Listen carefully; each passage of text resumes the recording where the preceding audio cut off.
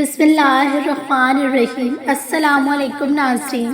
9 اور 10 محرم کا خاص وظیفہ رزق، جادو یا رشتوں، کاروبار نیز ہر بندش کے خاتمے کے لیے۔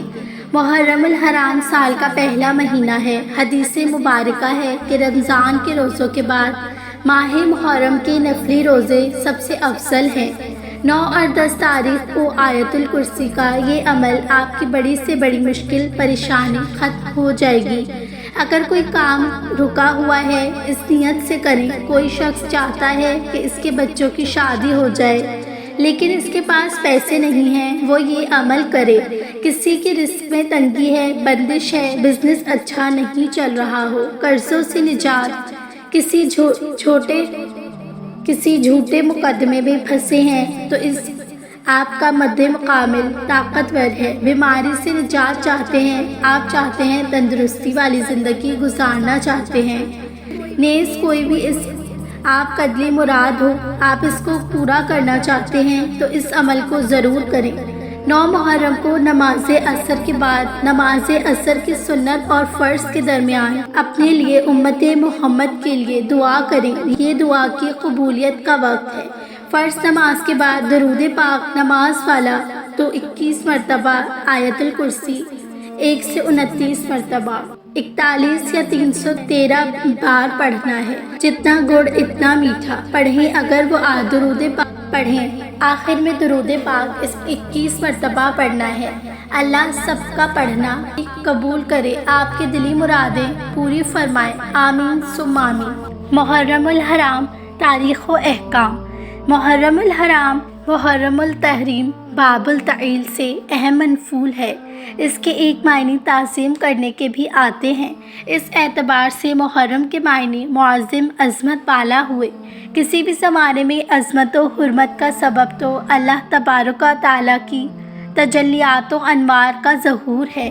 اس کے ساتھ ساتھ بعض عظیم الشان اور اہم واقعات کا کسی زمانے میں انجام اور وقوع بھی اس زمانے کی عظمت و فضیلت کا سبب بن جاتا ہے، اور انوار و تجلیات کی زیادتی سے اجر و ثواب میں بھی اضافہ ہو جاتا ہے۔ اس مہینے کا نام محرم الحرام اس وجہ سے بھی رکھا گیا کہ زمانۂ جاہلیت میں اس مہینے میں قتال کرنا حرام تھا۔ محرم الحرام کی اتنی فضیلت کیوں ہے؟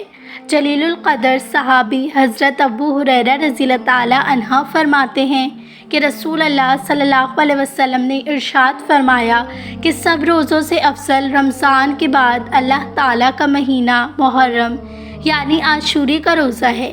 ویسے تو تمام مہینے اللہ ہی کے ہیں، لیکن اس حدیث شریف میں خاص طور پر محرم کی اللہ تعالیٰ کی طرف نسبت کے شرف اور فضیلت کے اظہار کے طور پر ہے۔ یوم عاشورہ کی وجہ تسمیہ۔ ماہ محرم الحرام میں 10ویں محرم خاصی اہمیت کی حامل ہے، جسے یوم عاشورہ کہتے ہیں۔ یوم عاشورہ بڑا ہی محترم بالشان اور عظمت کا حامل ہے۔ تاریخ کے عظیم واقعات اس سے وابستہ ہیں، چنانچہ مورخین نے لکھا ہے۔ یوم عاشورہ میں حضرت آدم علیہ السلام کی توبہ قبول ہوئی۔ حضرت ادریس علیہ السلام کو اسی دن آسمان پر اٹھایا گیا۔ اسی دن حضرت نوح علیہ السلام کی کشتی ہولناک سیلاب سے محفوظ ہو کر جودی پہاڑ پر لنگر انداز ہوئی۔ اسی دن اللہ تعالیٰ نے حضرت ابراہیم علیہ السلام کو خلیل بنایا اور ان پر آگ گلزار بنی۔ اسی دن حضرت موسیٰ علیہ السلام کی قوم بنی اسرائیل کو اللہ تعالیٰ نے فرعون کے ظلم و استبداد سے نجات دی۔ اسی دن حضرت سلیمان علیہ السلام کو بادشاہت واپس ملی۔ اسی دن حضرت ایوب علیہ السلام کو سخت بیماری سے شفا ملی۔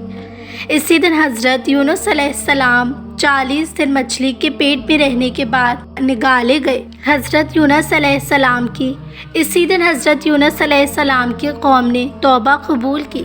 اسی دن حضرت موسیٰ عیسیٰ علیہ السلام کو زندہ آسمان پر اٹھایا گیا۔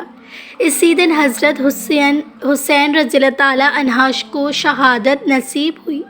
اسی دن زمانۂ جاہلیت میں اہل مکہ خانہ کعبہ پر غلاف چڑھایا کرتے تھے۔ اسی تاریخ کو قیامت آئے گی۔ اسی تاریخ کو قیامت قائم ہوگی۔